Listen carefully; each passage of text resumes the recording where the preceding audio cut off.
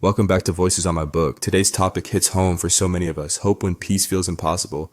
Maybe it's a conflict between nations. Maybe it's a broken family. Maybe it's inside your own heart. What do you do when peace seems out of reach? That's where hope comes in. Hope isn't wishful thinking. It's confidence in God's promises, even when the circumstances look impossible. And I think that's one of the most powerful messages of Scripture.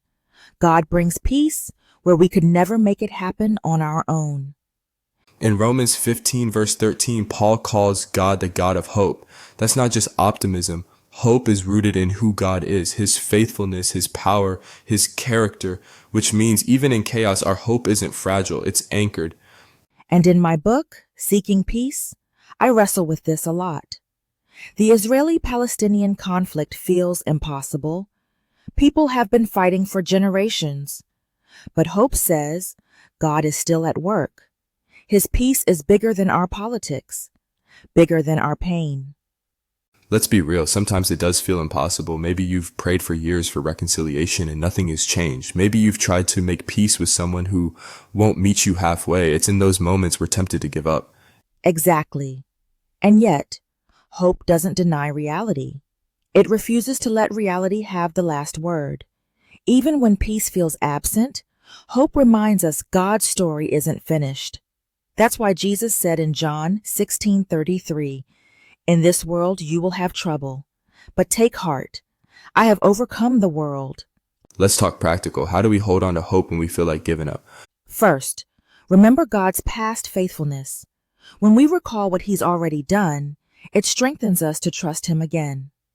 Second, surround yourself with voices of hope. That might mean scripture, community, or stories of others who have found peace. And third, keep practicing small acts of peace. Even when global conflicts feel too big, you can choose kindness, forgiveness, or reconciliation in your own circle. That's so powerful because hope grows when we live it out. Even small steps are a way of saying, I believe peace is possible. I want to add this: hope is actually resistance. In a violent world, despair is easy. Cynicism is easy. But when we dare to hope, we're declaring violence doesn't win. Despair doesn't win. God's kingdom will. That's the prophetic edge of hope. It's not soft or sentimental. It's a declaration of faith in the middle of brokenness. So maybe you're listening right now and thinking, peace in my situation is impossible. My encouragement is this: don't give up. God is bigger than the conflict, bigger than the wound, bigger than the years of hurt. Hope says He can do what we cannot. Hope isn't pretending things are fine. It's believing God is still working when things are broken. And that kind of hope can carry you until peace finally breaks through.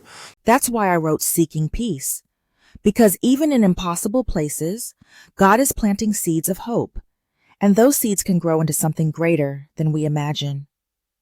Thank you for joining us on this conversation. If this encouraged you, grab Tiffany's book, links in the description, and don't forget to subscribe because we're continuing this series on faith, hope, and peace in a violent world. Until next time, hold on to hope.